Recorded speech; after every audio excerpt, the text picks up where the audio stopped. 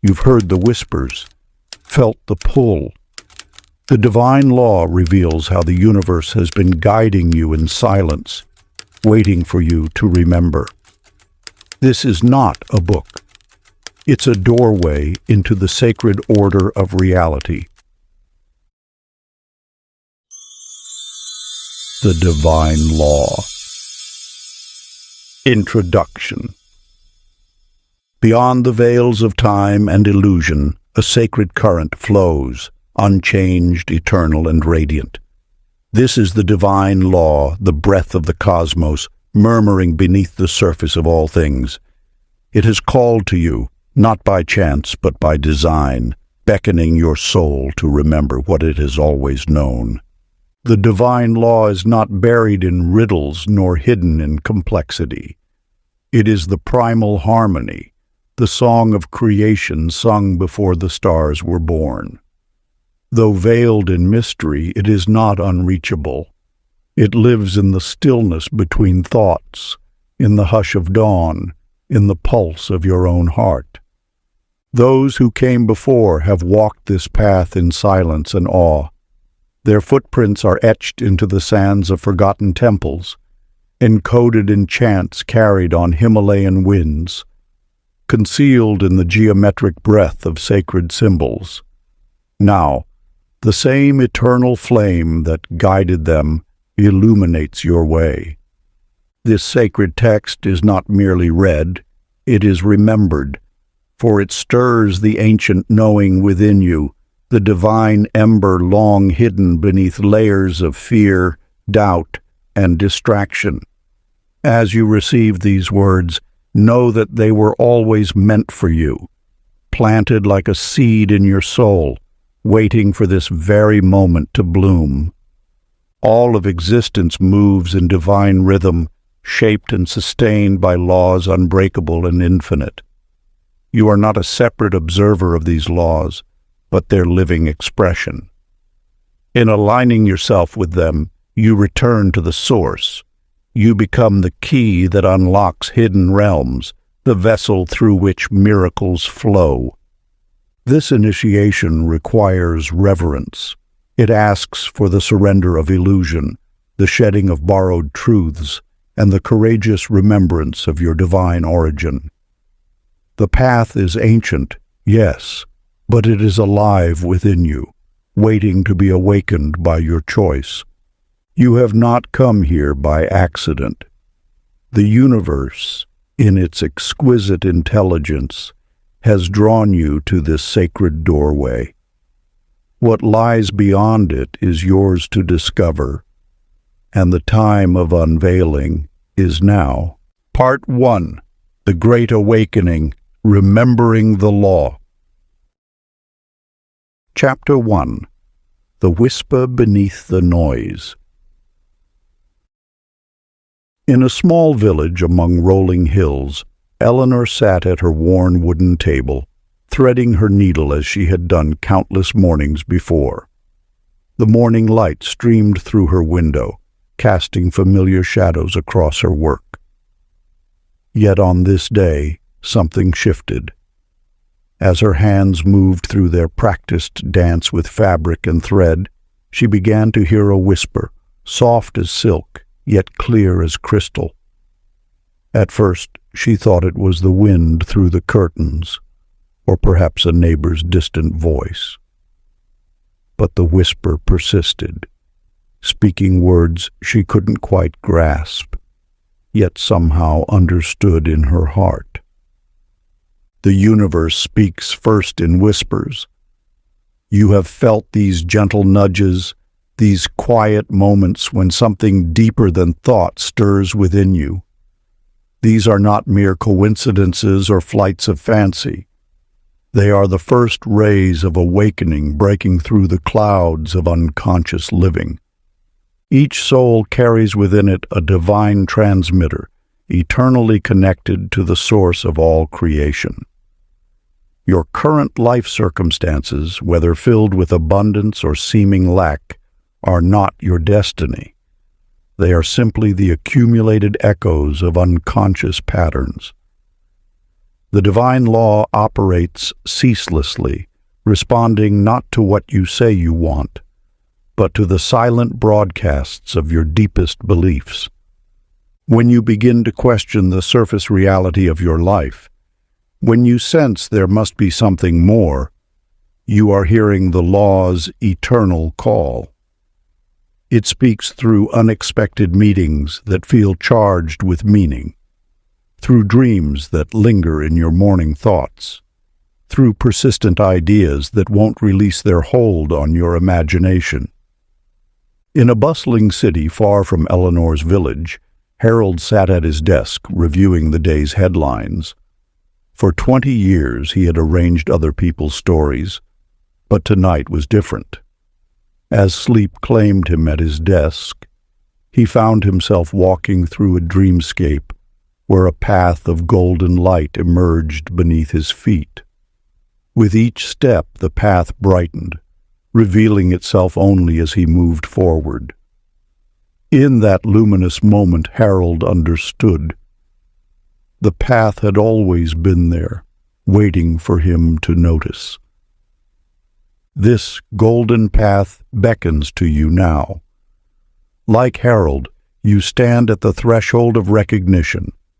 The law has been speaking to you through every moment of divine discontent, every unexplained yearning, every inexplicable knowing that there must be more to life than what appears on the surface.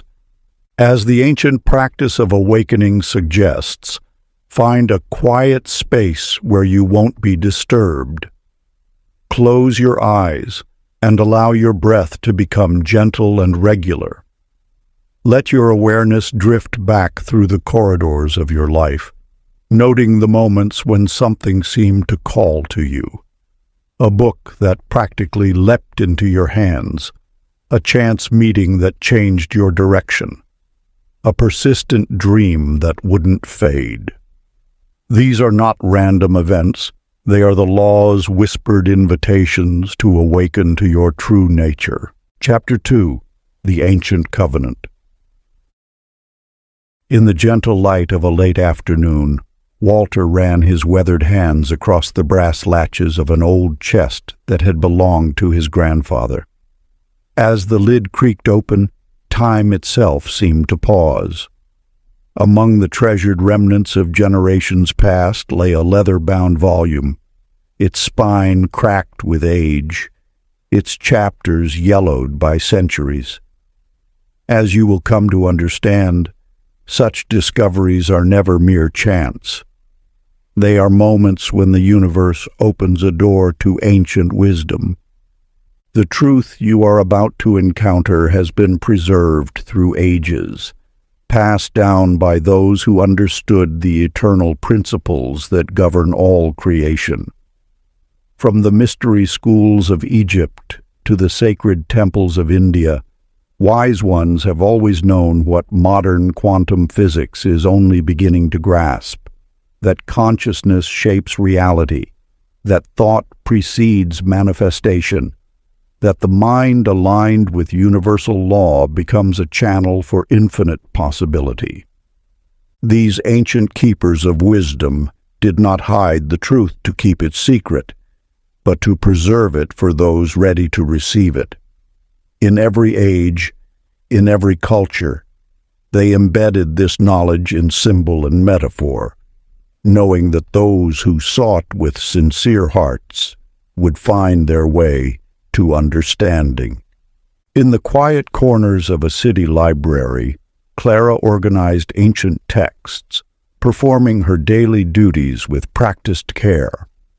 One morning, as sunlight filtered through high windows, she discovered a scroll tucked between two volumes. As she unrolled the delicate parchment, the words seemed to shimmer with an inner light, speaking directly to her soul. Though written in an age long past, each line resonated with a truth she had always known but had forgotten. You are like Clara, rediscovering what your soul has always known. The principles outlined in these chapters may seem new, yet as you absorb them, you will recognize them as truths you have carried within you since before time began. This recognition is not learning. It is remembering. The wisdom keepers of old understood that the most powerful truths must be experienced rather than merely learned. Therefore, take up your journal now in the sacred tradition of those who came before. At the top of a fresh page, inscribe this question: what have I always felt was true, even if I couldn't prove it? Let your hand move across the page without judgment or censorship. Write as though you are recovering a message from your own soul, for in truth, you are.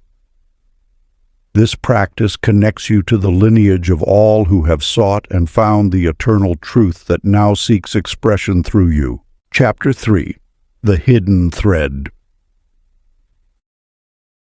In a modest shop on a quiet street in 1930s Boston, Henry crafted garments with the same careful precision he had maintained for 3 decades. His measuring tape knew the shapes of 1,000 bodies, his scissors had cut through miles of fabric, and his needle had stitched countless seams. But one autumn morning, something extraordinary caught his eye, a shimmer of gold among the ordinary threads of a jacket he had completed the night before. You see, Henry had not sewn this golden strand. It appeared as though woven by an unseen hand, catching the light like a ray of sun through stained glass. As days passed, he noticed this mysterious thread appearing in more garments, always connecting the most essential seams, creating perfect alignment where before there had been only ordinary stitches. This golden thread reveals the deepest truth of universal law, that beneath the visible fabric of reality runs an invisible principle of creation. Just as Henry discovered this mysterious force at work in his shop, you too are surrounded by this creative essence, weaving the patterns of your experience with sublime precision. The law operates not through strain or struggle, but through alignment. When your thoughts, feelings, and actions harmonize with your deepest intentions, you activate this golden thread of manifestation. Like an unseen seamstress, it weaves together the elements of your desire into the tapestry of your reality. In a classroom across town, June taught her students with dedication and care. Over time, she began to notice something remarkable. Her students' experiences seemed to mirror her own emotional state. On days when her heart felt light with possibility, her students discovered new talents within themselves. When she carried worries, their faces reflected similar concerns. Without speaking a word about her inner world, she watched as her consciousness created ripples through their collective experience. This resonance June witnessed demonstrates the law in action. Your emotional frequency sends out an invisible signal, attracting experiences that match its vibration. Like June, you are constantly broadcasting a pattern that the universe faithfully reflects back to you. The golden thread Henry discovered and the resonance June observed are one and the same, the visible evidence of an invisible law. This principle flows through every aspect of creation, connecting thought to manifestation, intention to outcome, inner state to outer reality. To activate this principle in your own life, practice this ancient visualization each morning. Sit quietly and imagine a golden thread emanating from your heart. See it extending outward, connecting you to everything you desire to manifest. Follow its path with your inner eye, feeling the alive, vibrant connection between your consciousness and your creations. This thread is your direct line to the creative force of the universe, the same force that guides planets in their orbits and flowers toward the sun. Chapter 4. The Nature of the Law. In the rolling hills of a distant valley, Samuel tended his fields as generations before him had done. For 7 years his harvests had been meager, barely enough to sustain his family through winter. Yet one spring morning, as dawn painted the sky in gentle hues, he remembered words passed down from his grandfather. The earth listens to those who speak with faith. That morning, Samuel began a new ritual. Each day at sunrise he walked his fields, speaking words of abundance into the soil. This land is blessed. These seeds multiply abundantly. The harvest overflows. To any passerby he might have appeared mad, but Samuel continued, feeling something shift within the very air around him. When autumn came, his fields yielded a harvest unlike any he had seen. Golden wheat standing tall, each stalk heavy with grain. The neighboring farmers marveled, for they had planted the same seeds under the same sky.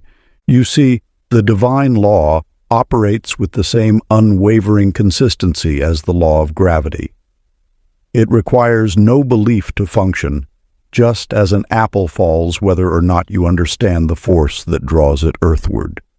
This law flows through all creation, responding to the seeds of thought and word with the same reliability that brings forth plants from physical seeds. In a small town not far from Samuel's farm, Mabel attended births as her mother and grandmother had before her.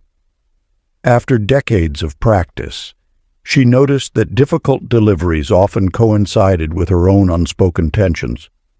One night, inspired by an inner knowing, she began cleansing the birthing room with whispered blessings. This space is filled with peace. Life flows easily here.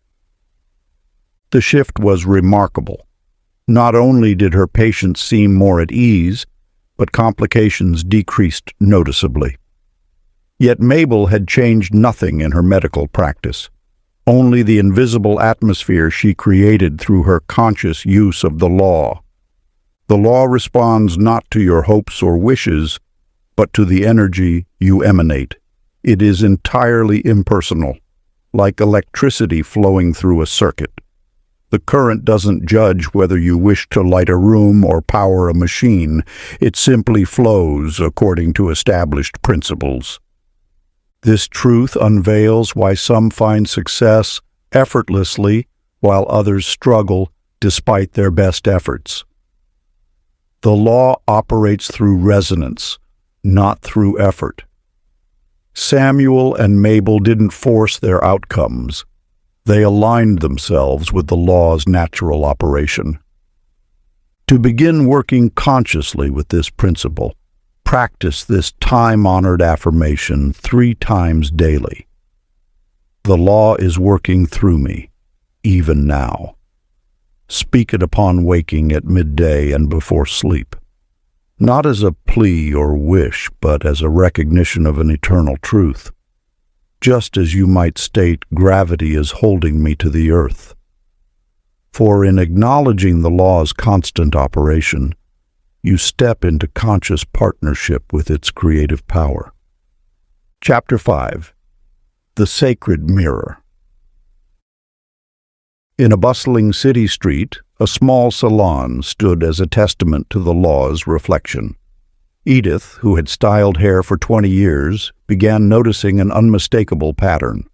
On mornings when her heart felt light, clients would leave her chair beaming, their faces aglow with more than just a fresh cut.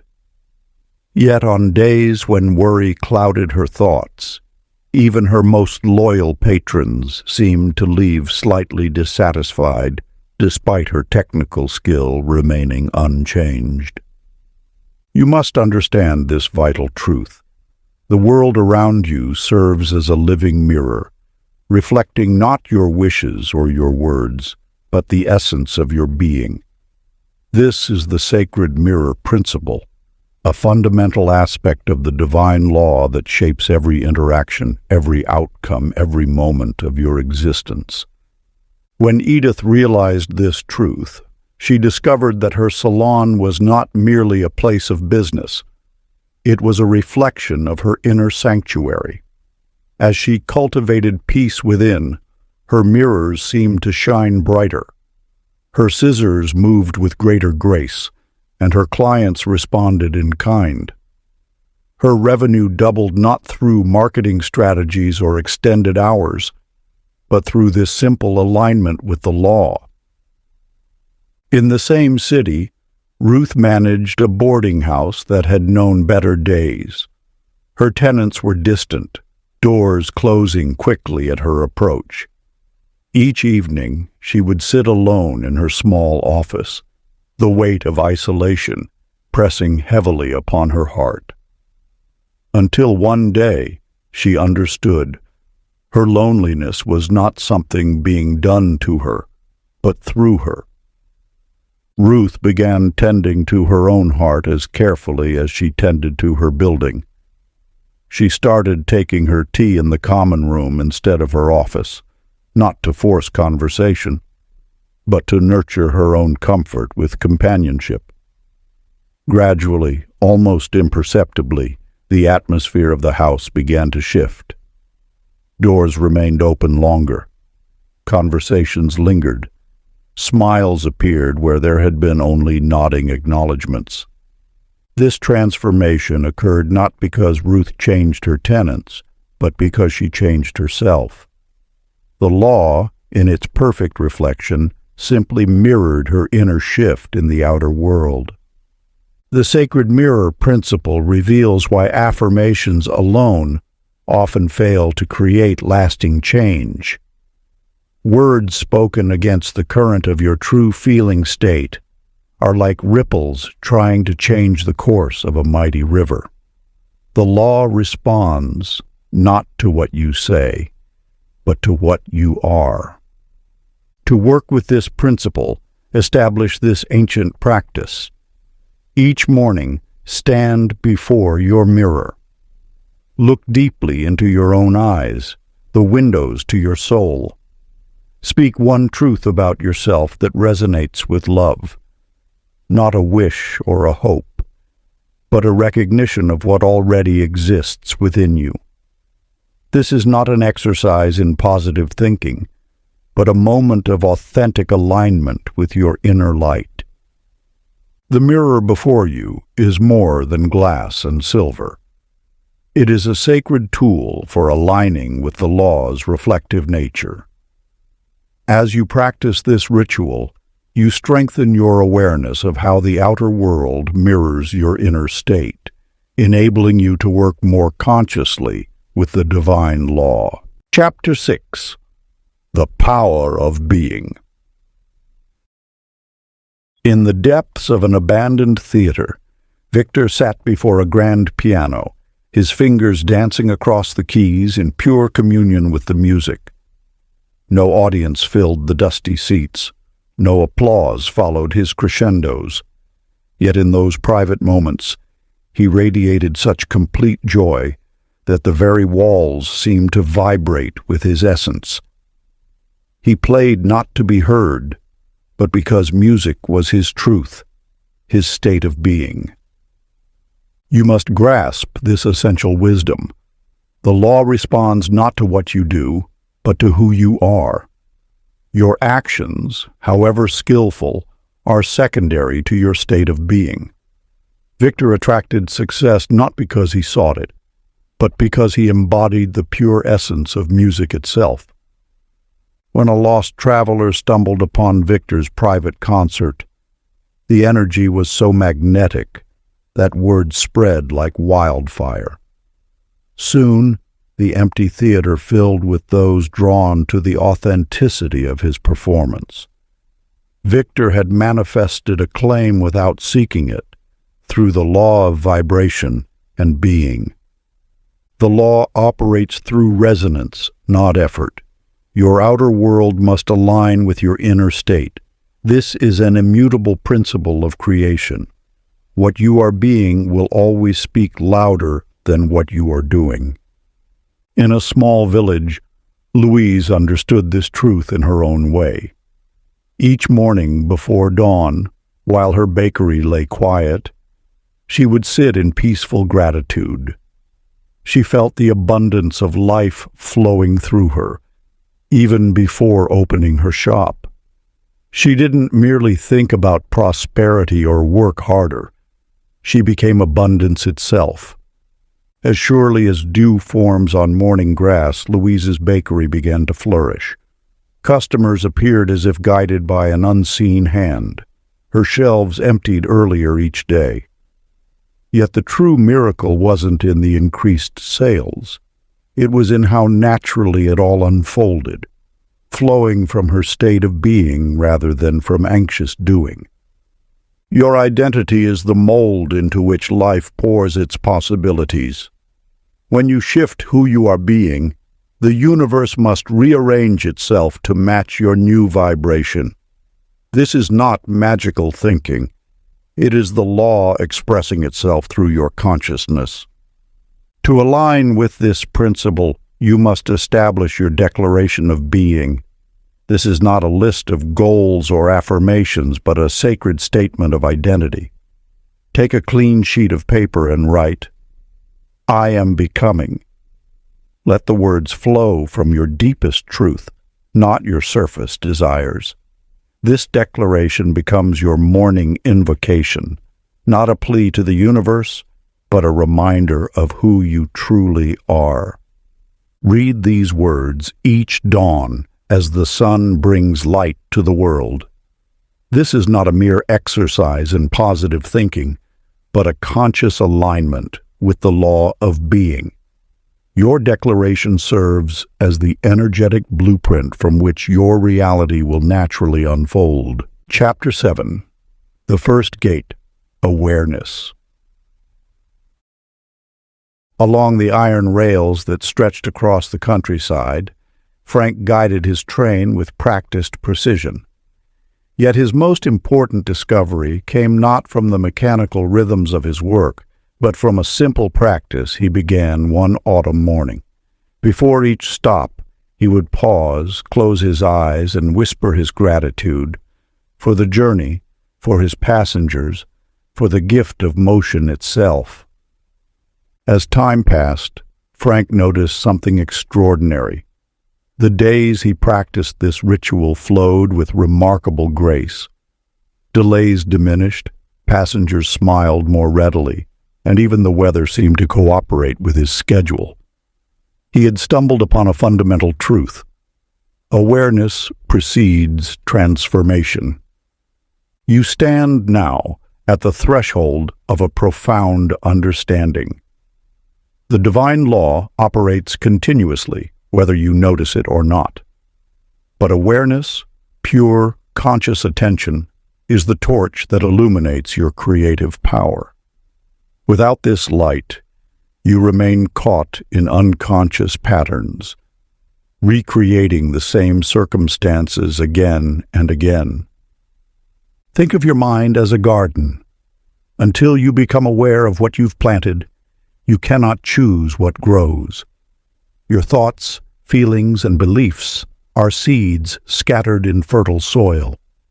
The law ensures that every seed bears fruit, but awareness allows you to plant deliberately. In a modest home across town, Marjorie discovered this truth in her own way. One morning, while washing dishes, she began to notice her internal dialogue. The complaints about her family's habits, the worry about finances, the subtle self-criticism, all of it had been running beneath her consciousness like a hidden stream. Simply by becoming aware, something shifted. She noticed how her children's behavior mirrored her own emotional state. When her thoughts brightened, their attitudes lifted. When she spoke to herself with kindness, harmony filled their home. No external circumstance had changed, only her awareness had awakened. This is the first key to mastering the divine law. You must become conscious of your creative process. Every moment you are either creating by design or by default. Awareness transforms unconscious manifestation into conscious creation. To anchor this teaching in your daily life, establish an hourly practice of sacred attention. When your reminder sounds, pause and ask yourself, what am I creating right now with my focus? This simple question illuminates the seeds you are planting in the garden of your life. This is not a practice of judgment, but of gentle observation. Like Frank at his train stops, you are creating moments of conscious connection with the law.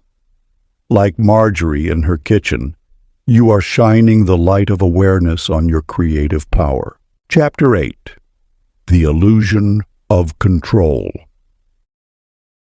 In a small garage at the edge of town, Donald worked late into the evening, his weathered hands moving across engine parts with practiced familiarity. For years he had approached each repair with fierce determination, muscling through problems with sheer force of will. Yet one evening, frustrated by a particularly stubborn repair, he stepped back and did something different. He surrendered. You too must learn this sacred paradox. The divine law operates with perfect precision when you cease struggling against its flow. Your desire for control, though natural, often becomes the very obstacle to your success. In that moment of release, Donald discovered what masters have known through the ages. True power emerges when you stop forcing and start flowing.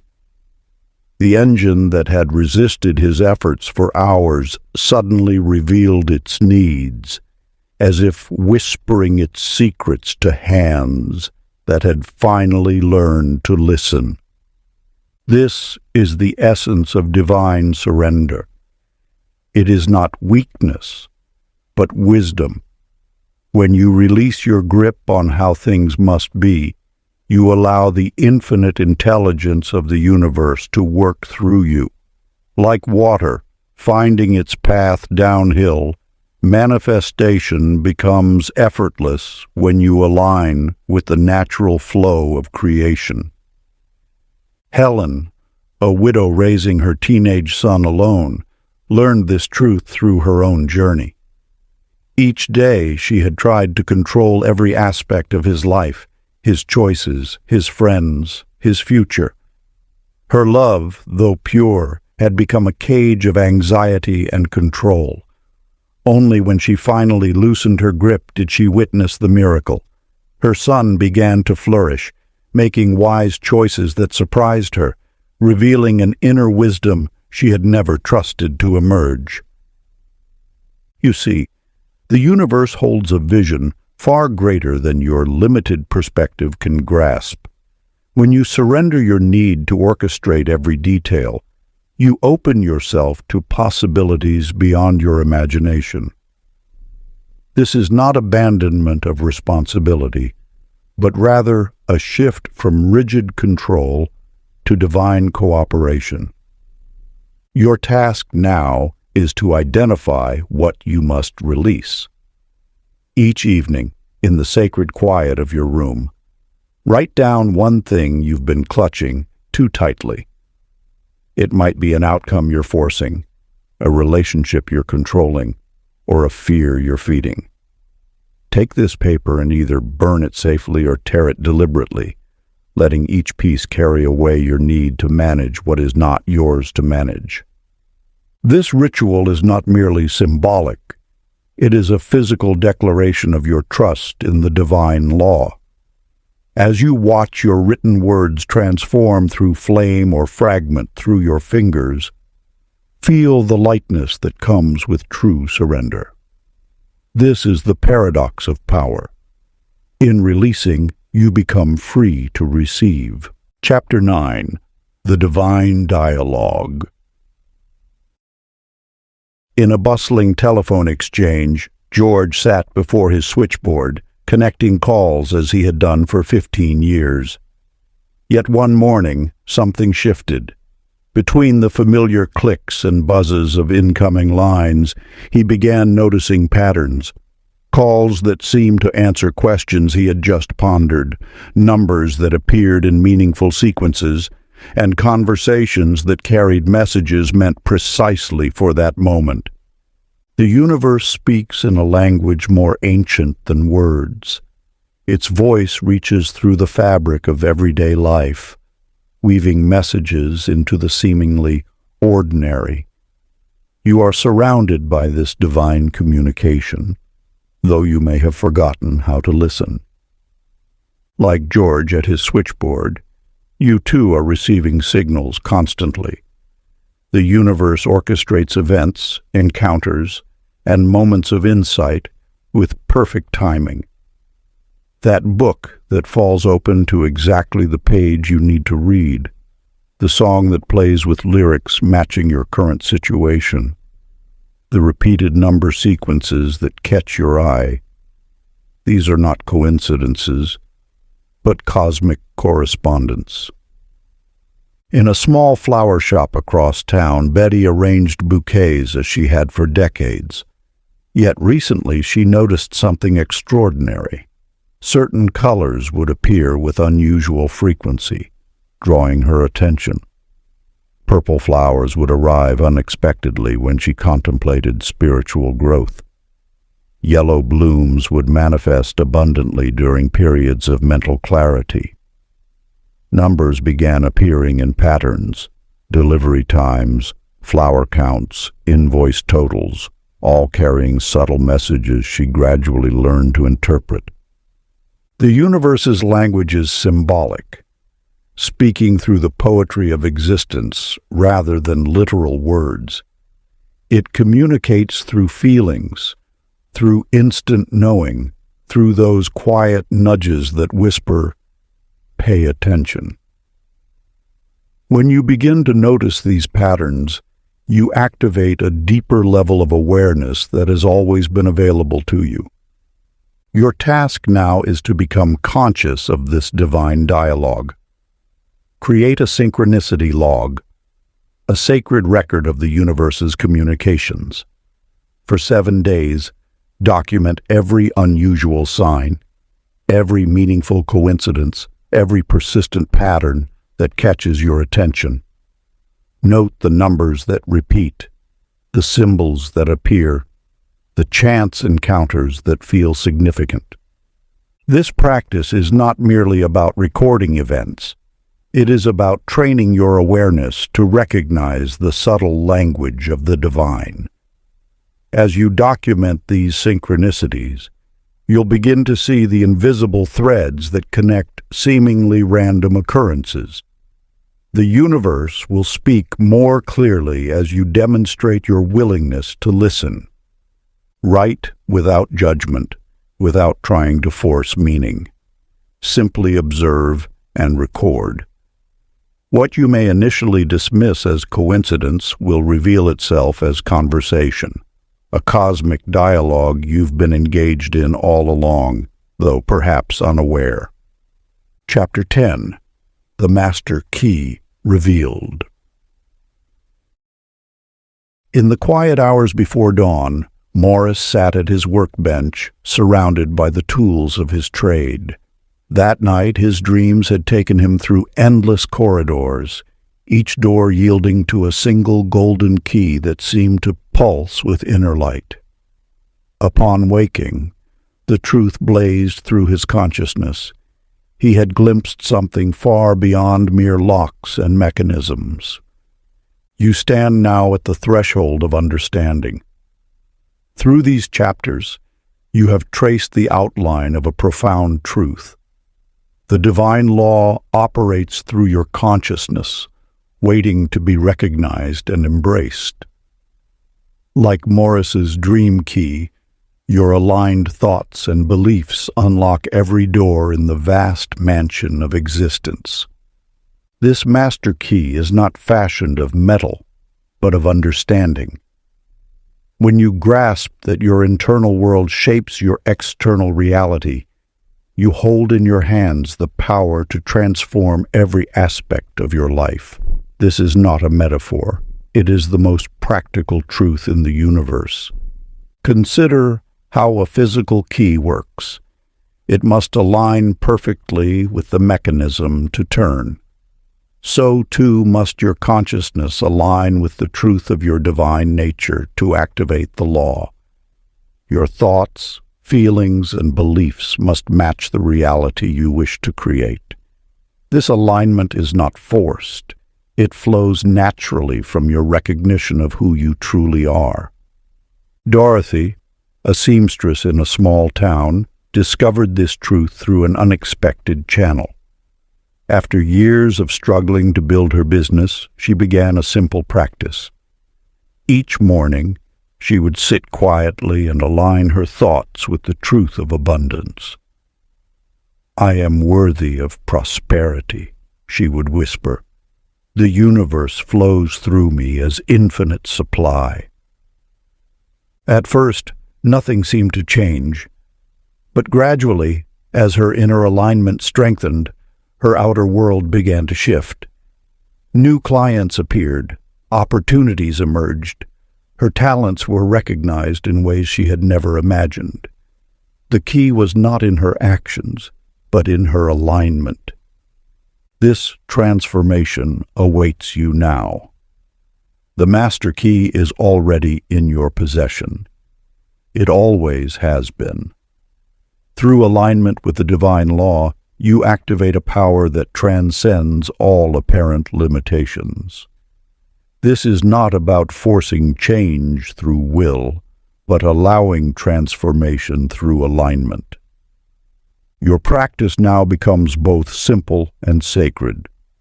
For the next 21 days, speak these words with full awareness of their power.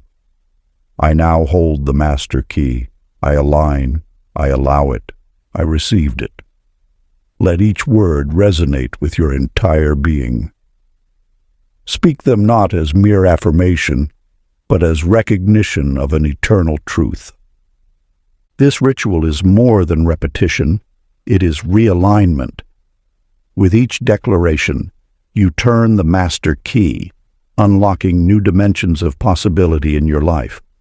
The doors that once seemed sealed will open before you, revealing pathways to manifestation you never imagined possible. Part 2. The Sacred Alignment, Living the Law. Chapter 11. The Language of Light. In a sunlit classroom of weathered wood and chalk dust, Agnes stood before her students, noticing something remarkable. When her voice carried warmth like honey dripping from summer flowers, the children's faces brightened, their postures straightened, and learning flowed effortlessly.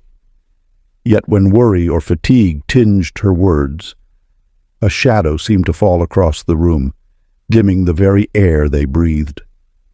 This truth you now uncover lies at the heart of creation itself. Vibration shapes reality. Your voice, your thoughts, your very presence sends ripples through the fabric of existence. The universe speaks not in English or Latin, but in the language of frequency, a tongue you have known since before birth. Every thought you think creates an electrical charge. Every emotion you feel generates a magnetic field. Together, they form the mold into which the universe pours experience. This is not metaphysical theory. It is the physics of consciousness itself. Your brain emits measurable waves. Your heart generates a detectable field, and these forces interact with the quantum soup of potential that surrounds you. When you speak, you do more than move air. You send forth waves of creative force. When you feel, you do more than experience sensation. You broadcast instructions to the divine law. This is why affirmations spoken without feeling fall flat, while words charged with authentic emotion can move mountains. Clyde, a jazz musician in New Orleans, discovered this truth through his saxophone. In moments of despair, he would play until the music shifted something inside him, not just his mood, but his entire energetic signature. As his notes soared, filled with newfound joy and possibility, his reality began to transform. Better gigs appeared. Romance blossomed. Clarity emerged. The music hadn't just changed his feelings, it had altered his frequency of attraction. You see, the law responds not to what you say you want, but to the vibration you maintain. Like a radio receiver, you must tune yourself to the frequency of your desires. Your thoughts provide the station. Your emotions supply the power. Together, they broadcast your creative signature into the universe. This ancient wisdom becomes your practice now. Choose a word of power, radiance, clarity, or abundance. Speak it aloud 5 times each day, not as mere repetition, but as conscious broadcasting. Feel the vibration of each syllable. Let it resonate in your cells. Notice how your energy field shifts, how your presence changes. The word becomes a tuning fork, aligning you with its frequency in the universal field. Watch as the law begins responding to your new broadcast. Like Agnes's students or Clyde's audiences, your world will reflect back the frequency you maintain. This is not magic. It is the natural operation of universal law, waiting to be employed by those who understand its principles. Chapter 12. The Divine Spark of Desire. In a small shop filled with feathers, ribbons, and dreams, Beatrice crafted hats for the city's finest ladies. Each morning, as she shaped delicate brims and pinned silk roses, a quiet longing stirred within her heart, a vision of rolling hills, open skies, and a life untethered from urban constraints. Yet she pushed these thoughts aside, believing such desires were somehow wrong, somehow less worthy than dutiful acceptance of her current path. You must understand, desire is not the enemy of spiritual growth. When pure and untainted by ego, desire serves as the divine's messenger, whispering of possibilities that already exist in the infinite field of potential. The universe plants these seeds of longing in your heart not to torment you, but to guide you toward your highest expression. What you call wanting is often the first breath of creation stirring within you. The divine law operates through attraction, through the magnetic pull of soul-aligned desire. When you feel a persistent calling, not the fleeting hunger of the ego, but the steady pulse of true yearning, you are receiving transmission from the infinite intelligence that orchestrates all of creation. Eugene understood this truth. For 30 years, he dutifully managed his hardware store, selling nails and lumber, while something else called to him through his dreams. Paintbrushes appeared in his thoughts. Colors whispered to him in quiet moments. When he finally honored this calling, setting up an easel in his back room, he discovered that his desire to paint wasn't selfish at all, it was sacred. His art began touching lives, inspiring others, creating ripples of beauty that his hardware store never could. The universe had been calling him toward his true purpose all along. Every authentic desire carries within it the seeds of service. When you feel drawn toward something larger than your current life, you are not being pulled by greed or discontent. You are being summoned by your own expanding consciousness. The divine law works through attraction, through the magnetic force of aligned desire. Your desires are not random. They are not accidents. They are breadcrumbs laid by the universe, leading you toward your highest potential. When you judge or shame your deepest longings, you resist the very force designed to elevate your life. Take your journal now. In sacred silence, ask yourself, what do I truly desire, and where might that desire be sacred? Write without judgment or censorship. Let your soul speak through your pen. Notice which desires feel light, expansive, alive. These are the ones carrying. Chapter 13. The Law of Resonance. In the bustling telegraph office of 1922, Florence sat at her station, tapping out messages that connected distant lives. She had recently emerged from a period of melancholy, choosing each morning to focus on life's small pleasures, the warmth of sunlight through the window, the rhythm of the telegraph key, the satisfaction of messages clearly sent. Then something curious began to unfold. Among the usual telegrams of business and family news, messages of unexpected joy and affirmation began crossing her desk with increasing frequency. "Life is beautiful beyond measure," read one. "Miracles appear daily," declared another. "Joy flows abundantly," a third proclaimed. You see, Florence had unknowingly aligned herself with the frequency of upliftment, and the universe responded in kind. This is how the divine law operates, not through coincidence, but through resonance. The universe does not respond to your words alone, but to the energy you emanate. Your vibrational signature acts as a template, drawing to you experiences that match your inner state. When you shift your internal frequency, external reality must, by law, reorganize itself to mirror this shift. Consider Archie, who sold newspapers on the corner of 5th and Main. For years he approached each day with resignation, mechanically calling out headlines to hurried passers-by. His sales were modest, his satisfaction minimal. Then, through a simple shift in perspective, he began to see himself not as a mere vendor, but as a messenger of information, a connector of minds, a bearer of stories that mattered. This internal transformation radiated outward. His voice carried new energy, his smile became genuine, his presence magnetic.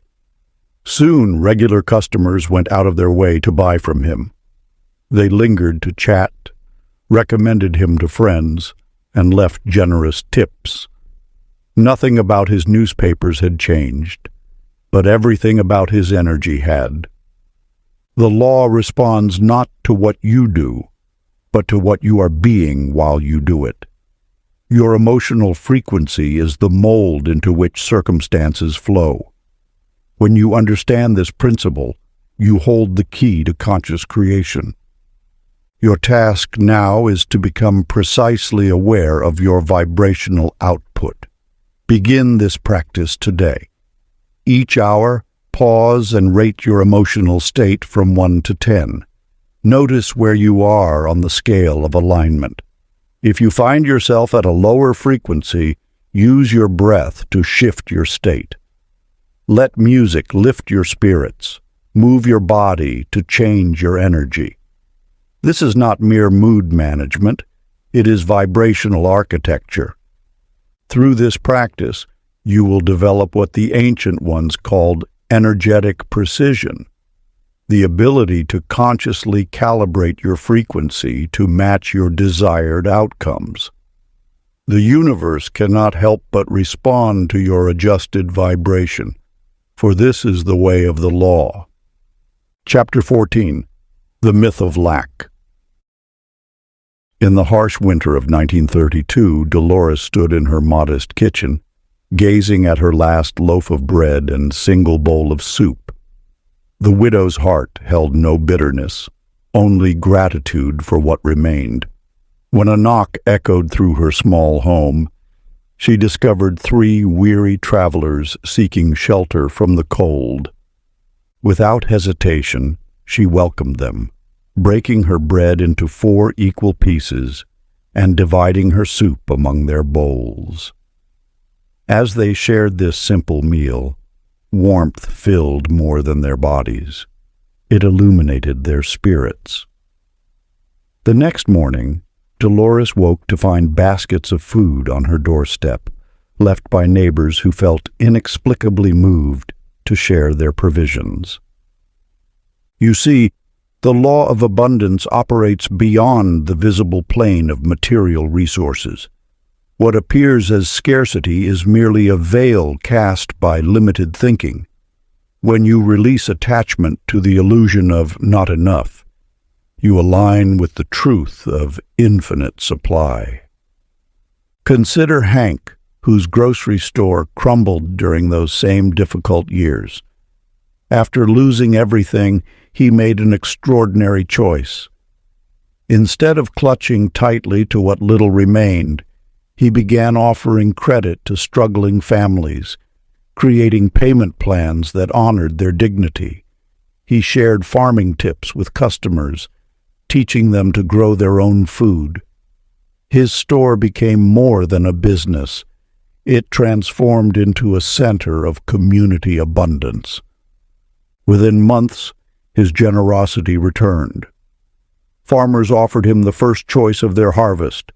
Customers traveled extra miles to support his store.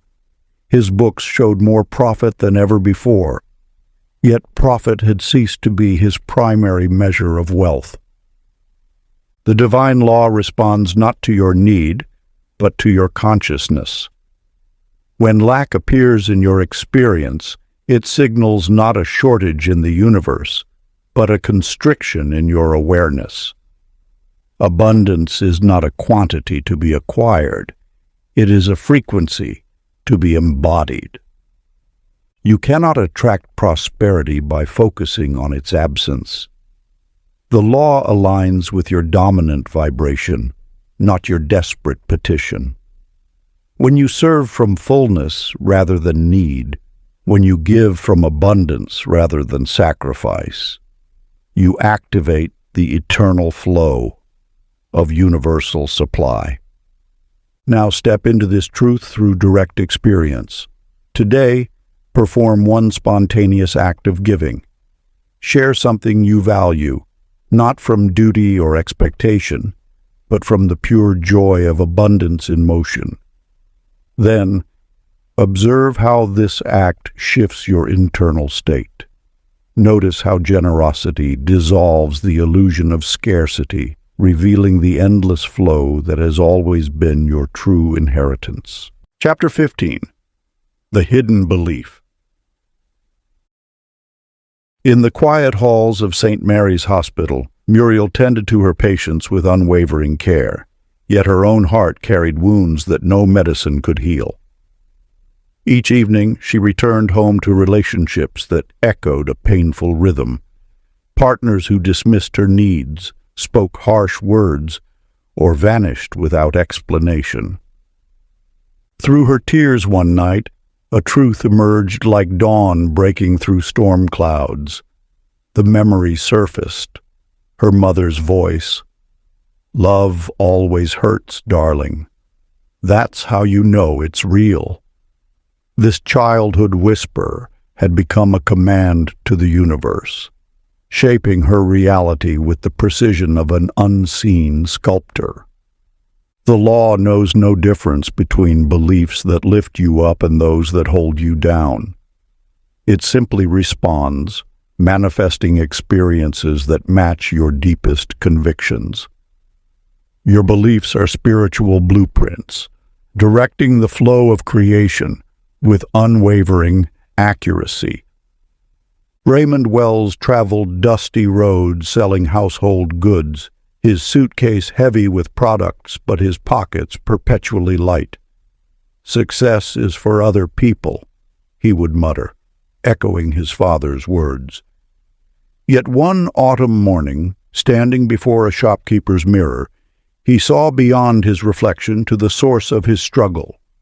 The belief, "I don't deserve success," had been directing his path like an invisible compass pointing toward lack. With determination, Raymond began crafting a new inner truth. Each sale became an opportunity to affirm his worth. Each customer interaction reflected his growing self-respect.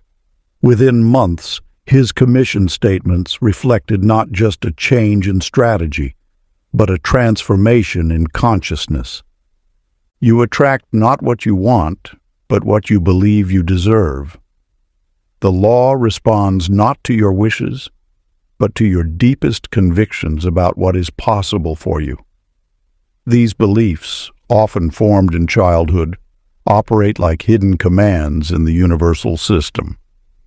Now, take the sacred step of examining your own inner architecture. Write down a pattern that repeatedly appears in your life, in relationships, wealth, health, or any area where you feel stuck. Ask yourself, what must I believe to keep attracting this experience? Let the answer rise from your depths without judgment. Then craft the opposite belief. If you wrote, "I'm not worthy of love," inscribe, "I am deeply worthy of pure, respectful love." This new belief, when held with conviction, becomes a new command to the universe. Remember, the law is waiting to serve your highest vision. It requires only that you align your beliefs with the reality you wish to create. Chapter 16. The Sacred Pause. In the bustling world of telephone connections, Mildred found herself drawn to moments of stillness. Each day at noon, while others rushed to lunch counters and coffee shops, she would slip away to a quiet corner of the building. There, amid the whir of spinning dials and ringing bells, she discovered an oasis of silence. The space between what is and what will be holds a sacred power. Just as nature requires darkness before dawn, the law operates most powerfully in moments of apparent stillness.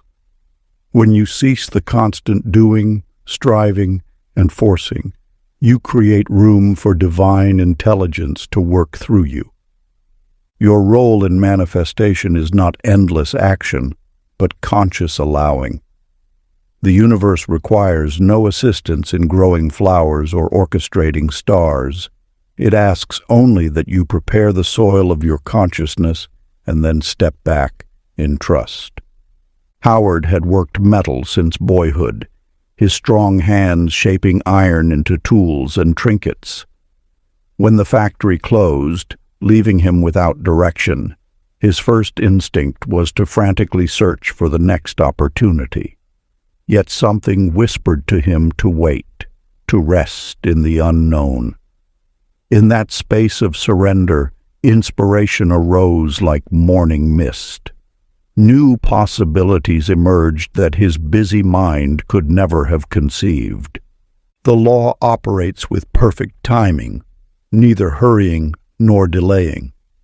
Your task is not to push the river, but to align with its flow. In the pause between breaths, in the silence between thoughts, in the space between what was and what will be, there lies the fertile void where all possibilities exist. You may feel that stillness is passive, that waiting means weakness, yet consider the mighty oak that grows in absolute silence, or the butterfly that transforms in the darkness of its chrysalis.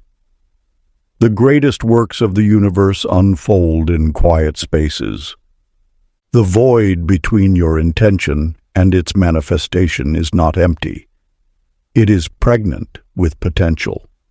When you honor this space, when you allow yourself to be still, you align with the natural rhythm of creation. This is not inaction, but the highest form of spiritual action. Sacred practice. Find a quiet place where you will remain undisturbed. Sit comfortably with your spine straight and your palms resting gently upward. Close your eyes and breathe naturally. For 5 minutes, let this mantra flow with your breath. In the pause, I receive. If thoughts arise, simply observe them passing like clouds, always returning to the mantra. This practice aligns you with the creative silence from which all manifestation springs. Chapter 17. The Cycle of Creation. In the quiet hours before dawn, Eleanor sat at her sewing machine, watching golden threads weave patterns she had not designed. Since her first awakening to the whispers of the universe, she had noticed a sacred rhythm emerging in her creations, both in cloth and in life. Each manifestation followed 4 distinct movements, like the seasons following one another in perfect order. You too have sensed this rhythm, though perhaps unconsciously. The law operates not through chaos, but through divine order. Just as a symphony requires each note to be played in sequence, manifestation follows a sacred progression. Ask, align, allow, receive. First comes the asking, clear, focused intention born from the depths of your being. This is not mere wishing, but the soul's recognition of what seeks to emerge through you. Then follows alignment, where thought and feeling unite in harmony with your desire. This is the inner work of becoming one with what you seek. The third movement is allowing, releasing control and trusting in the infinite intelligence that orchestrates all creation. Finally comes receiving, the sacred act of embodying and accepting what the universe presents. Rufus, who carried letters through rain and shine, found himself struggling with persistent fatigue. One morning, applying this ancient rhythm, he first clearly asked for vibrant health. He aligned himself with wellness through visualization and feeling. He allowed it by releasing his grip on how healing should appear. And then, step by step, he began receiving, first through an unexpected book on nutrition, then through a chance meeting with a healer, until vitality flowed through him once more. This cycle mirrors the very breath of creation. Inhale, pause, exhale, pause. Miss any step, and the flow becomes restricted. Many remain stuck in asking without aligning, or align without allowing. Some never open themselves to receive, blocking the very gifts they've called forth. Sacred practice. Create your personal manifestation ritual, honoring each phase of the creative cycle. Begin in a quiet space. Light a candle to represent divine presence. For asking, write your intention on paper with absolute clarity. For alignment, close your eyes and feel the reality of your desire as if it's already manifest. To allow, physically open your hands and release all attachment to outcome. Finally, to receive, stand with arms wide and declare, I am open to receive all that the universe brings forth through this intention. Perform this ritual with reverence, understanding that you are participating in the eternal dance of creation itself. Let each step flow naturally into the next, just as day flows into night and spring into summer. This is not merely a practice. It is attunement to the very rhythm of the universe. Chapter 18. The Alchemy of Emotion. In the flickering light of early cinema, Greta stood before the camera, her face a canvas for the soul's deepest stirrings. Though no words escaped her lips, her eyes spoke volumes. Each day, as she embodied different emotional states for the silver screen, she noticed a curious phenomenon. The feelings she portrayed began weaving themselves into the fabric of her daily life. You too are crafting your reality through the subtle power of emotion. Every feeling that moves through you is more than a fleeting experience. It is energy in motion, a magnetic force that shapes the invisible matrix of creation. Your emotional state is the animator of your thoughts, the colorist of your consciousness, the very fuel that powers manifestation. The law responds not merely to what you think, but to what you feel. When thought and emotion align, they create a resonance that the universe cannot ignore. This is why affirmations without feeling fall flat, while emotion-charged thoughts manifest with startling speed. Consider Willard, whose life at the factory had become a study in suppression. For years he bottled his frustrations, pushed down his dreams, until one day the dam broke. In a moment of complete surrender to his rage, he discovered something extraordinary. Beneath the anger lay a wellspring of passionate purpose. The very energy he had feared became the fuel for transformation. This reveals a crucial truth about emotional alchemy. No feeling is inherently wrong or destructive. Each emotion carries within it the seed of its higher expression. Anger can transform into determination. Fear can become discernment. Sadness can deepen into compassion. The key lies not in suppression, but in conscious transmutation. Your emotions are not your enemies. They are messengers, teachers, and most importantly, creative forces. When you learn to work with them rather than against them, you unlock their transformative power. The law responds to emotional authenticity, not emotional perfection. Sacred practice. Each morning, before the world's demands begin, take a moment to identify your dominant emotion. Place your hand on your heart and ask yourself, what am I feeling right now? Name it without judgment. Then pose this crucial question. What is this emotion creating in my life today? Record your findings in a simple journal. Notice patterns. Where does this emotion live in your body? What thoughts accompany it? Most importantly, how might this energy be redirected toward your highest good?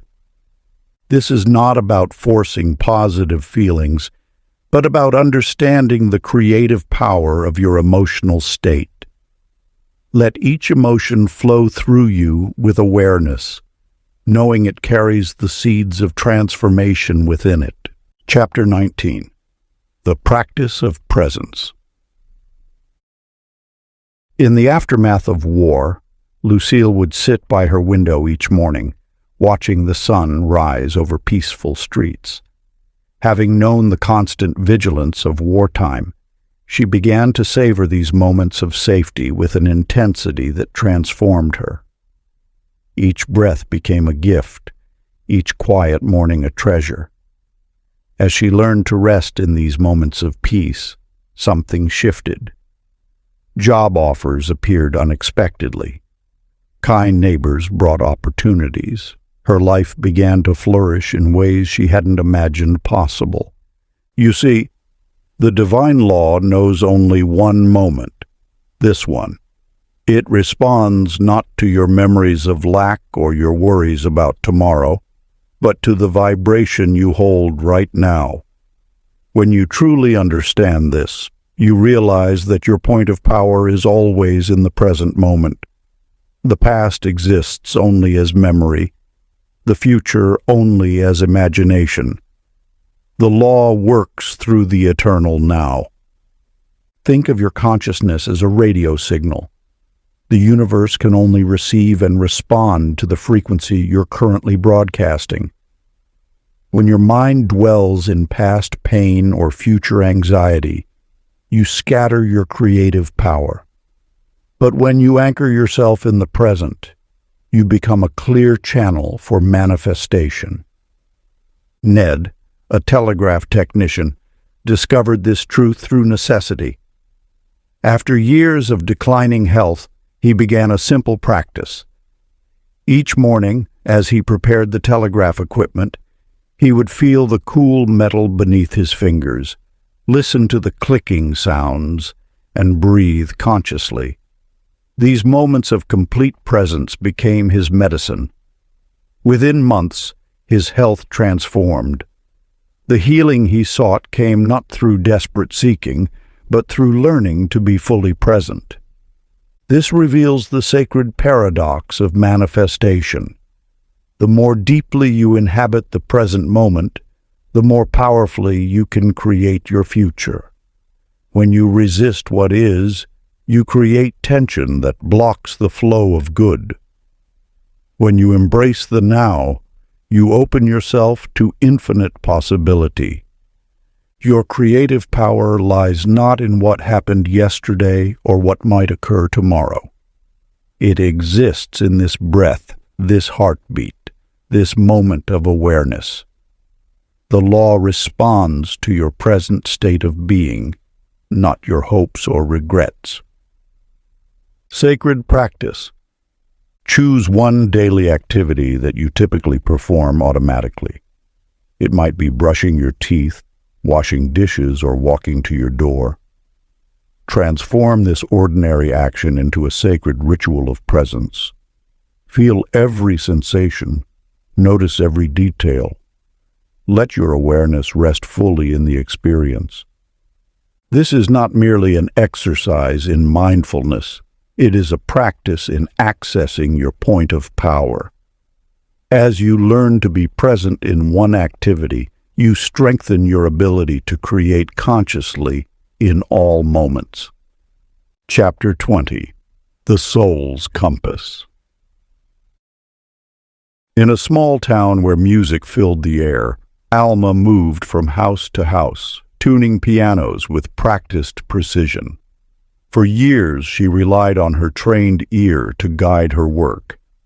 Then one day, something changed. As she sat before a weathered upright piano, she felt, rather than heard, what the instrument needed. A gentle knowing arose from within, leading her hands to places she wouldn't normally check. The piano sang with newfound brilliance. This inner guidance began extending beyond her work. She felt drawn to take different routes home, leading to chance encounters that opened new opportunities. She knew when to call old friends, arriving just when they needed support. Her life began flowing with an effortless grace that seemed orchestrated by an unseen hand. You see, within you dwells a sacred compass, an inner knowing that transcends logic and speaks the language of the divine law. This intuition is not mere wishful thinking or emotional impulse.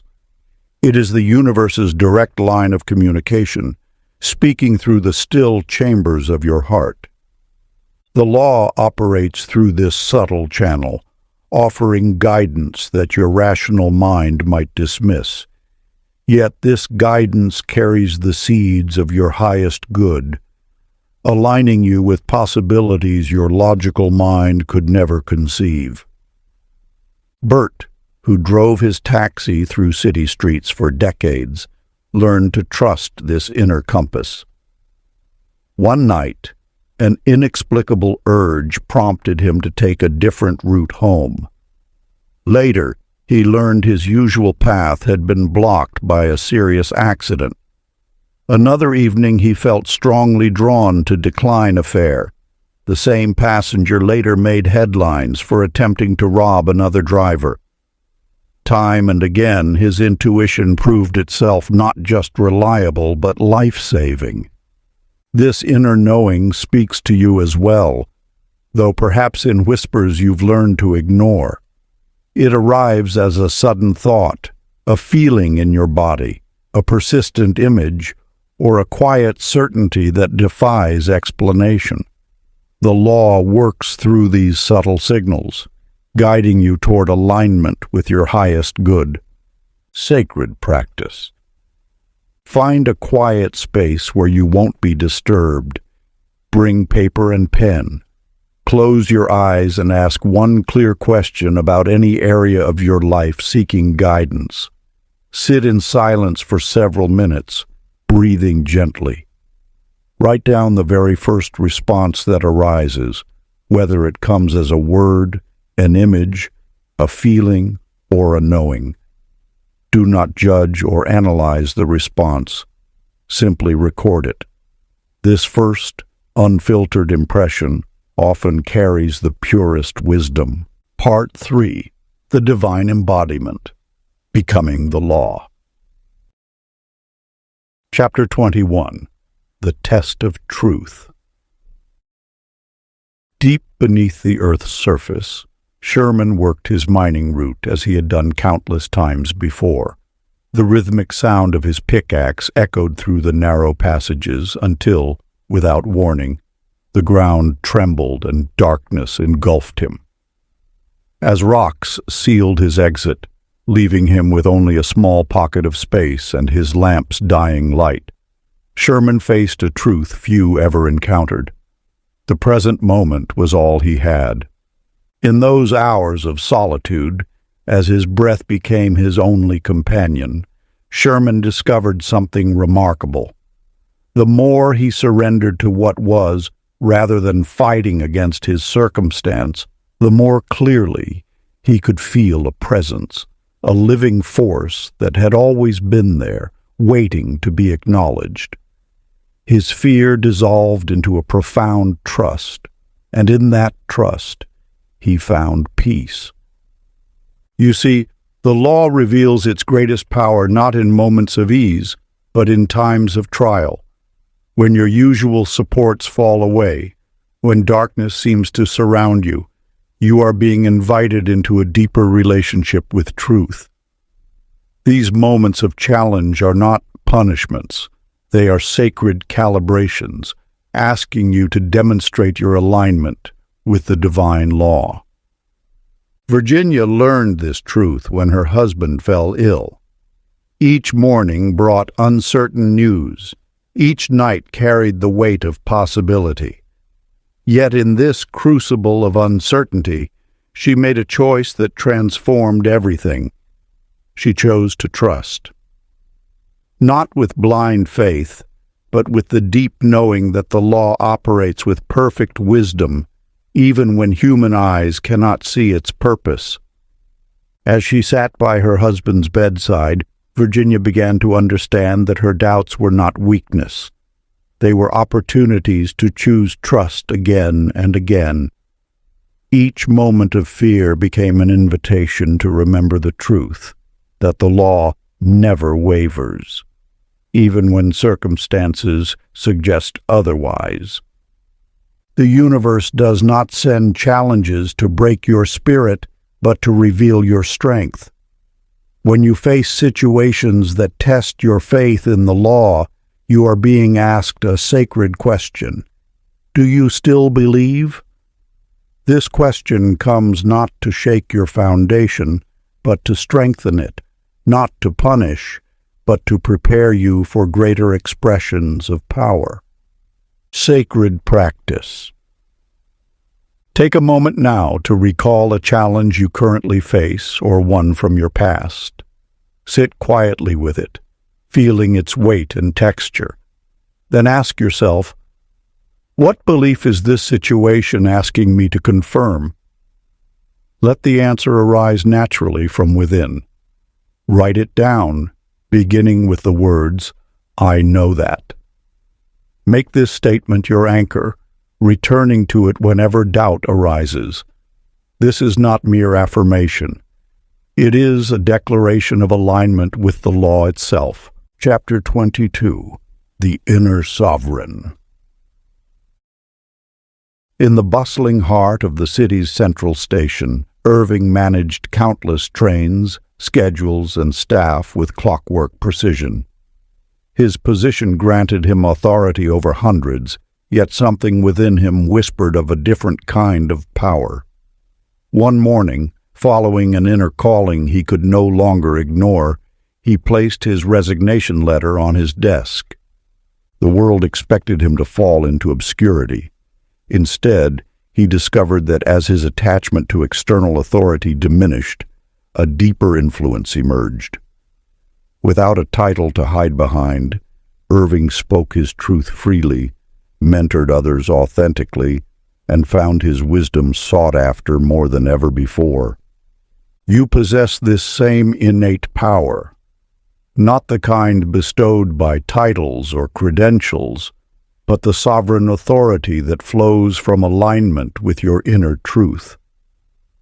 This power cannot be granted or taken away, for it is your spiritual birthright.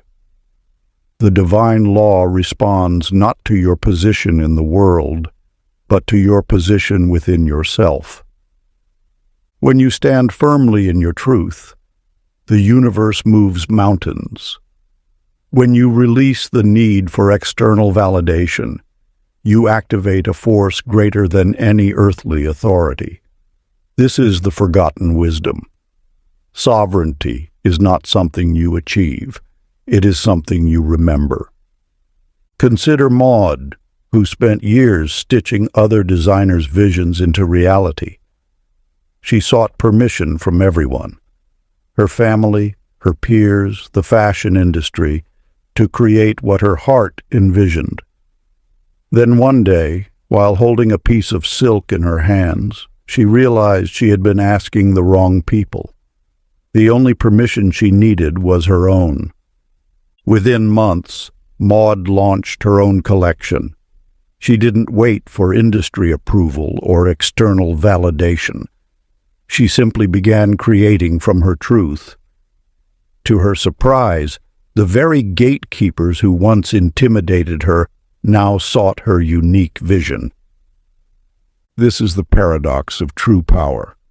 It flows not from controlling others, but from owning yourself. The divine law recognizes and responds to this internal sovereignty. When you claim your spiritual authority, the external world rearranges itself to match your inner stance. Sacred practice. Take your journal and write these words. I claim my inner throne. Feel the weight of this declaration as the ink flows across the page, marking your commitment to spiritual sovereignty.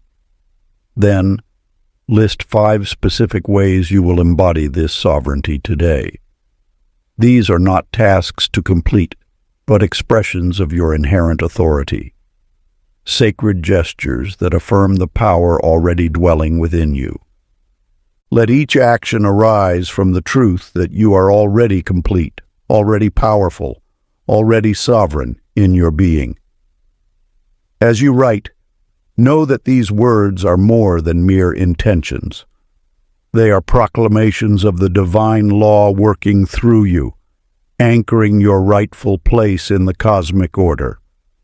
Feel how each written word resonates with the eternal truth of your soul's authority.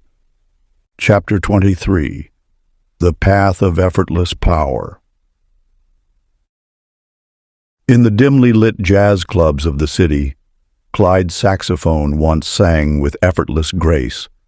Yet now, his melodies carried the weight of strain. Night after night, he pushed harder. More gigs, more practice, more effort, until the music itself began to resist.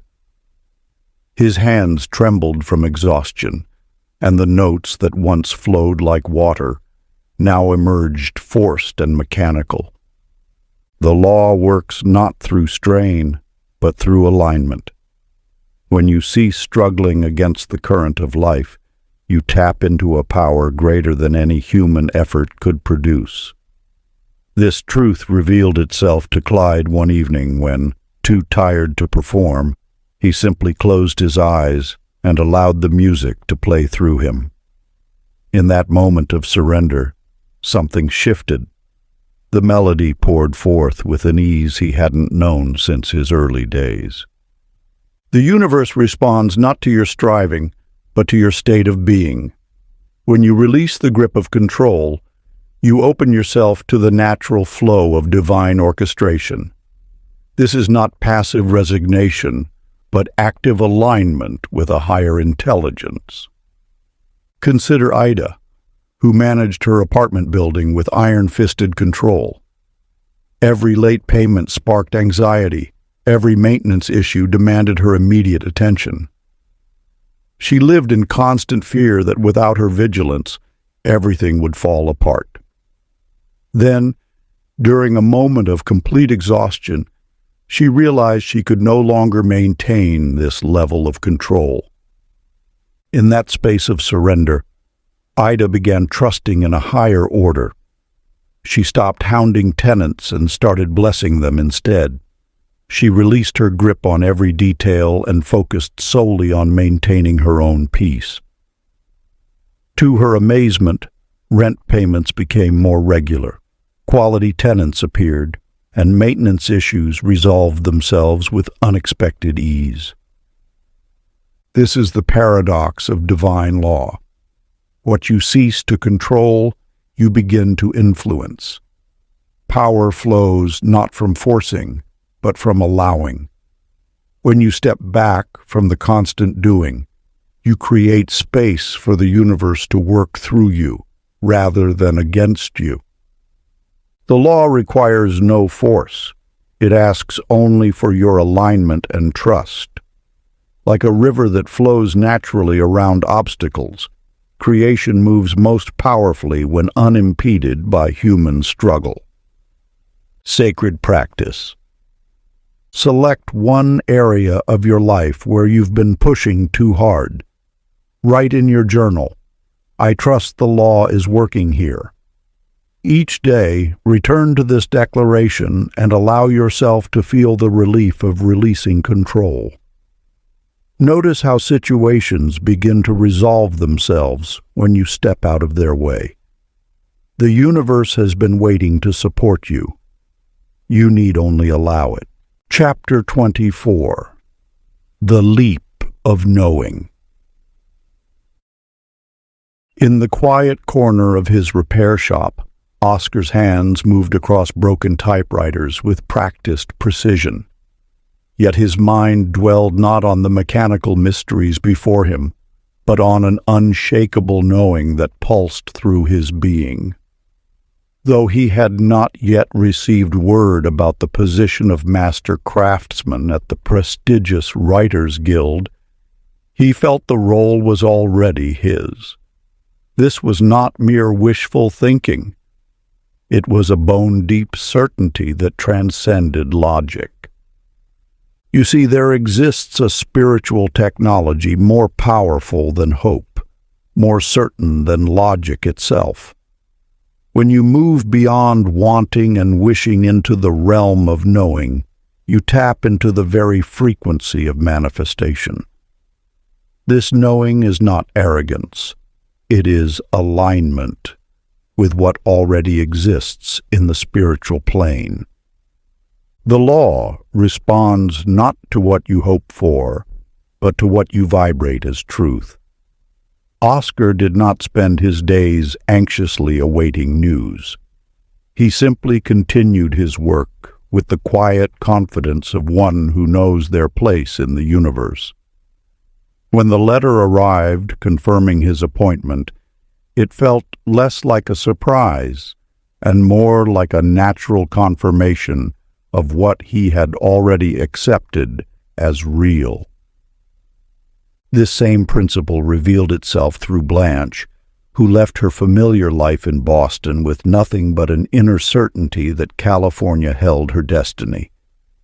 She had no contacts, no job prospects, no concrete plan.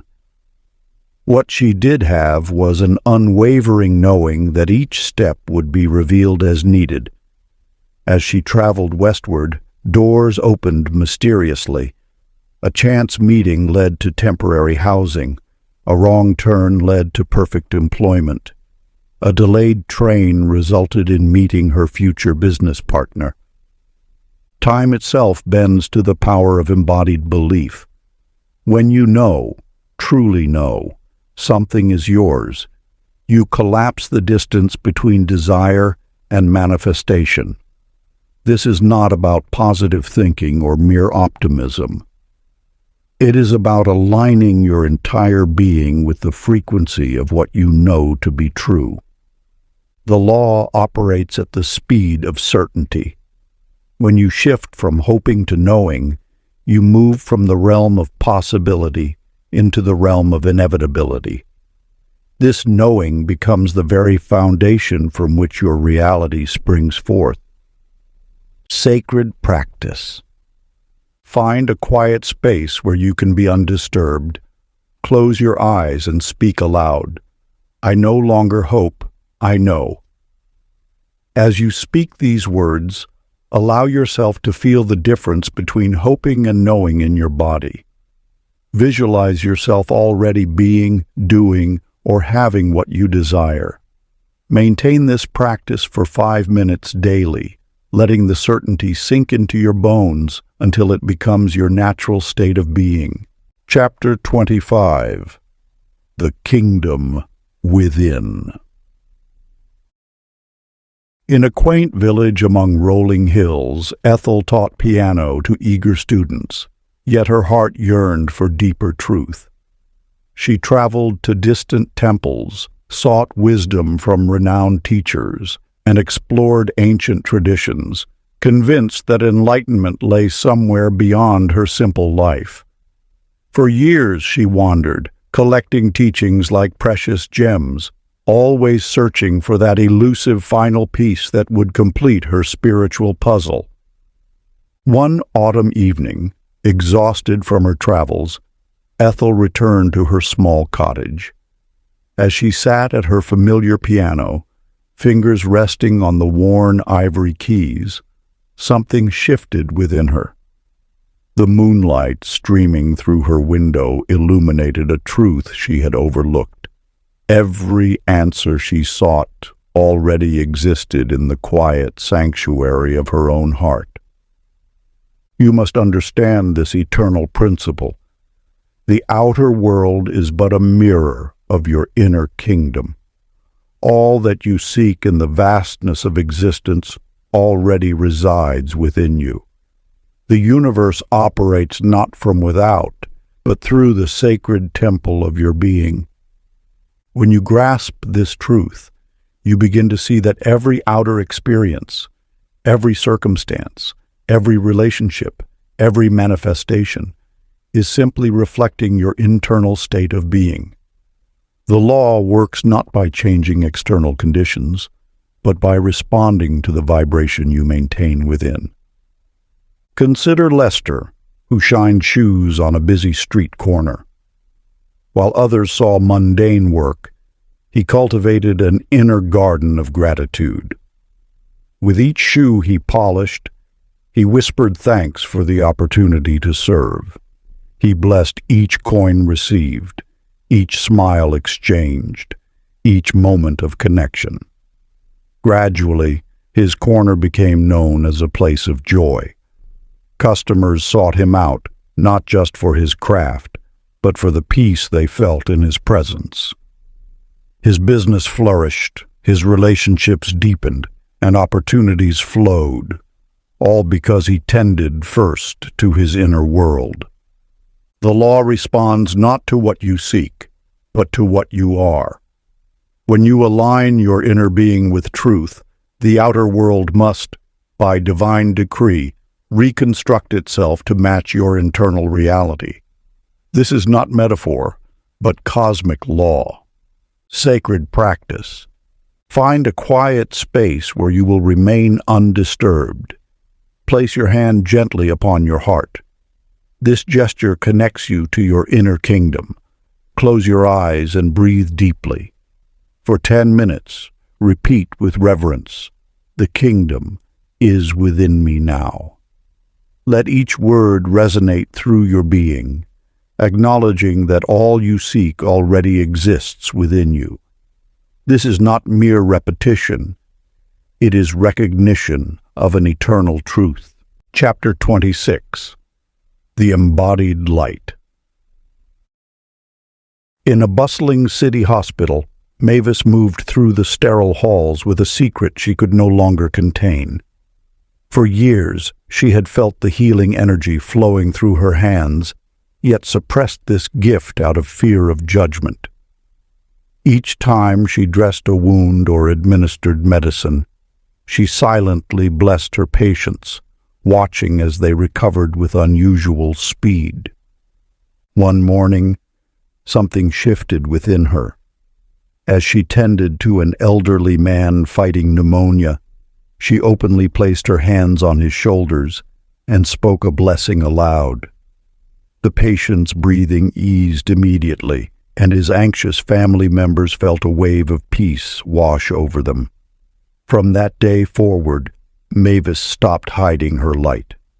Her touch became a channel for divine energy, and her presence itself became medicine. When you align fully with the law, service flows naturally through you. You need not announce your power or convince others of your gifts.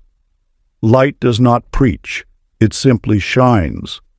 Your very presence becomes a blessing when you allow the law to work through you without resistance or doubt.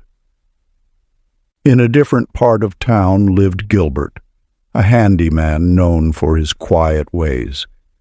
He spoke little as he worked, yet his calm presence seemed to settle arguments before they began.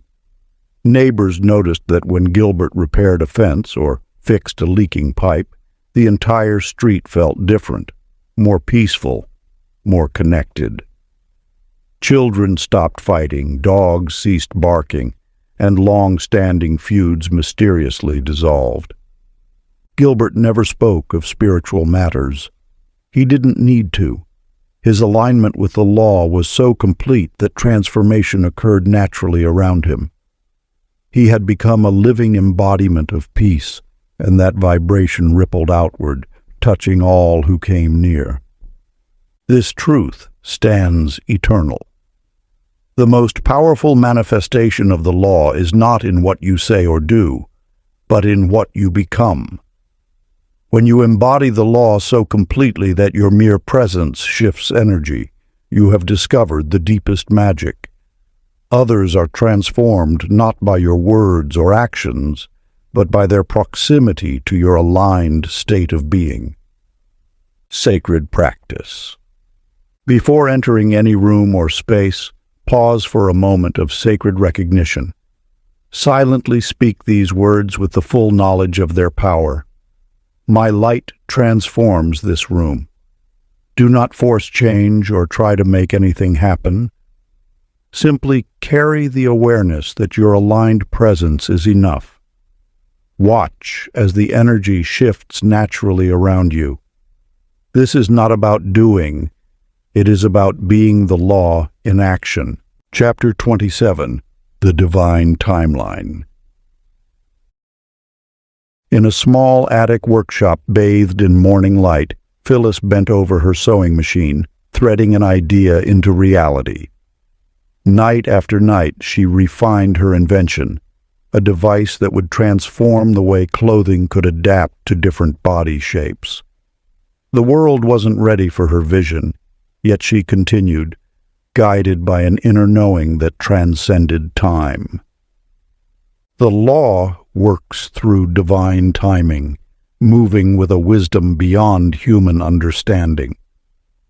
Your role is not to force the river's flow, but to maintain unwavering alignment with your vision, while the universe orchestrates the perfect moment of manifestation. When you plant a seed, you do not dig it up each day to check its progress.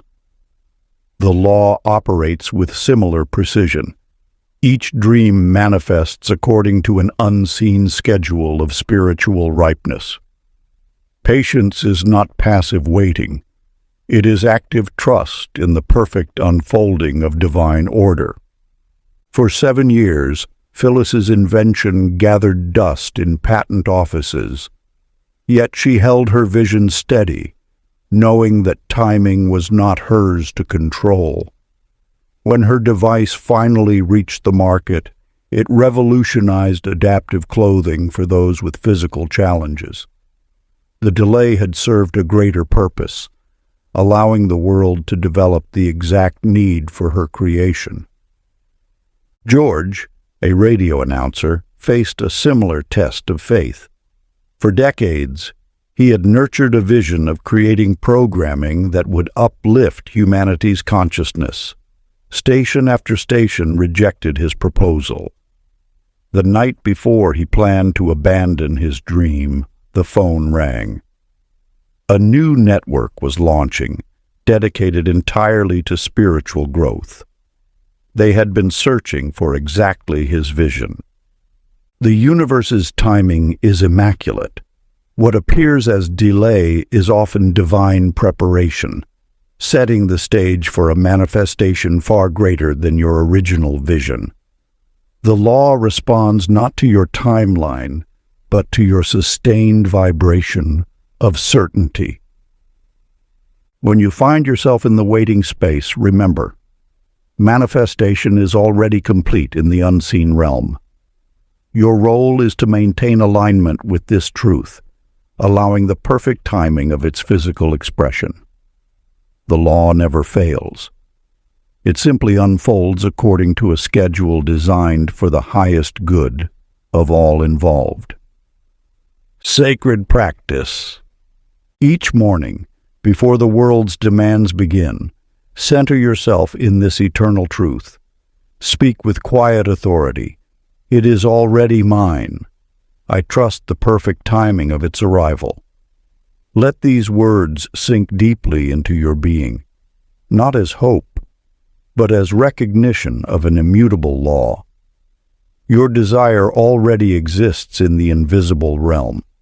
Time is simply the bridge between your recognition and its physical manifestation. Chapter 28. The Law Made Flesh.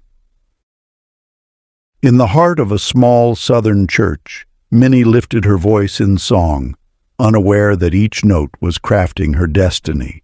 "I walk in abundance," she sang, and within days, unexpected blessings flowed. Peace surrounds me like a river, and tranquility began permeating her circumstances. Through her music, she had unknowingly aligned with the highest expression of the law.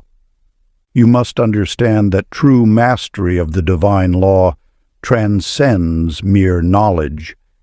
It demands complete embodiment, where every thought, word, and action vibrates in perfect harmony with universal truth. When you reach this state of alignment, you become a living expression of the law itself. The law seeks full expression through you. It is not content with partial alignment or occasional practice. It calls for the complete integration of spiritual truth into every facet of your being. Your words must match your thoughts, your actions must reflect your intentions, and your energy must resonate with your highest understanding.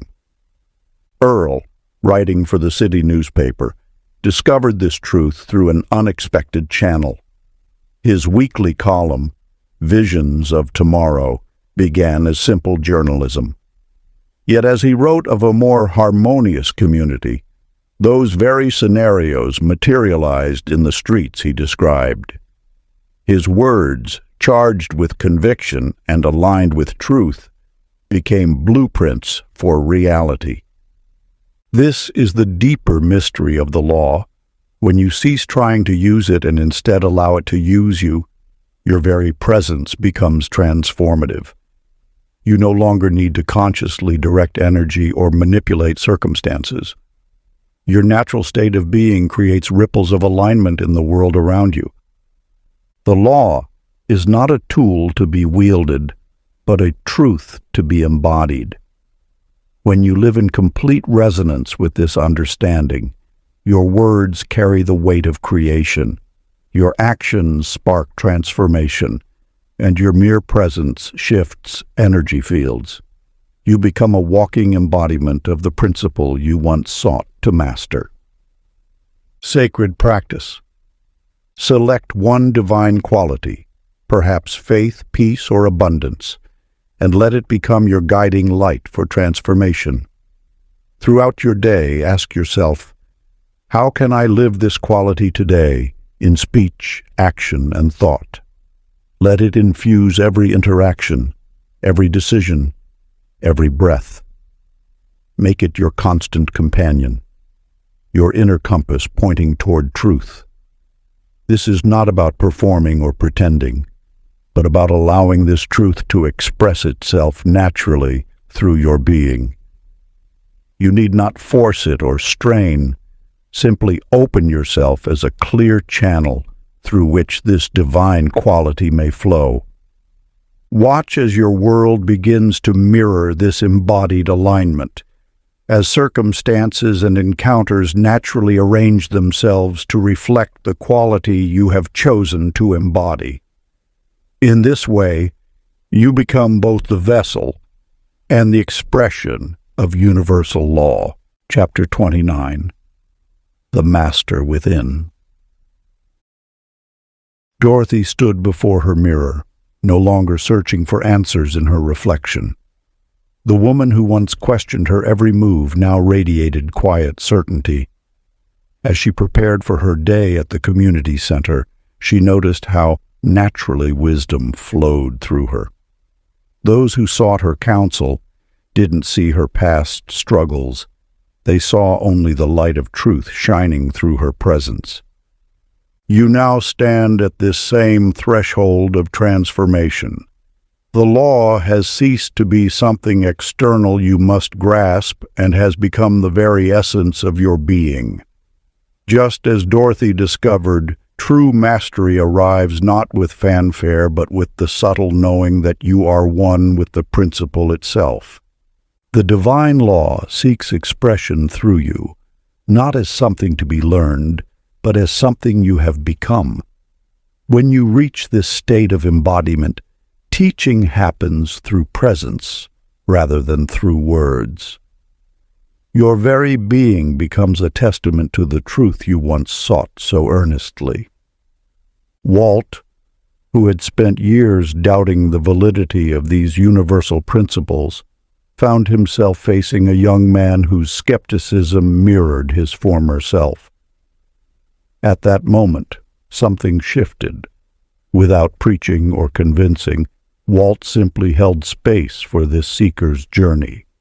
His quiet confidence spoke volumes, and the young man felt something stir within, the same remembering that had transformed Walt years before. This is the nature of true mastery, not in proclamations or proselytizing, but in being a living demonstration of the law in action. The doubt you once carried has transformed into unshakable knowing. The questions that once plagued you have dissolved into clarity. You have become what you sought. You no longer need external validation or confirmation. The law beats in your heart, flows through your veins, and speaks through your presence. Like Dorothy and Walt, you have crossed the bridge from seeker to knower, from student to master.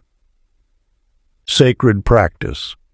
Find a quiet space where you won't be disturbed, a sanctuary where the whispers of the world fall silent. Close your eyes and allow your breath to settle into a gentle rhythm. Now visualize your younger self, the one who first began this journey, full of questions and uncertainty, yearning for answers that seemed just beyond reach. Look deeply into those eyes with all the wisdom you now carry, seeing both the innocence and the untapped potential that resided there all along. Speak these words from your heart, letting them flow from the depths of your knowing. You are ready. You've always been ready. Feel the profound truth of these words dissolve the imaginary gap between who you were and who you have become. Let this moment of recognition wash over you like a warm light, healing any lingering doubts that may have haunted your path. In this sacred communion between past and present, understand that every step, every question, every moment of uncertainty was perfectly orchestrated to bring you to this point of mastery. Chapter 30. The Light You Give the World. You have walked through the sacred gates of understanding and now witness the divine cycle completing itself. Harold, who once glimpsed that glowing path beneath his feet in dreams, now sits at his desk each morning, pen poised over paper. The whispers that once guided him now flow through him, touching others who stand where he once stood. His words carry the resonance of lived truth, not borrowed wisdom. The law works through you in precisely this way. When you fully embody its principles, sharing becomes as natural as breathing. Your alignment overflows, creating ripples that touch countless lives. This is not ego-driven teaching, but the natural expression of light through a clear vessel. Clara, who discovered that ancient scroll that seemed to speak directly to her soul, now opens her home each week to those drawn to the same eternal wisdom. She does not lecture or impose. She simply holds space, allowing others to remember what they've always known. In her living room, seekers gather, sensing the authenticity of one who has walked the path before them. This is the highest expression of the law, when personal transformation becomes a universal contribution. You do not need to force this sharing or structure it according to worldly patterns. The universe will bring to you those who are ready for the light you now carry. Notice how both Harold and Clara did not set out to become teachers. They simply became such clear channels for truth that others naturally gathered around their flame.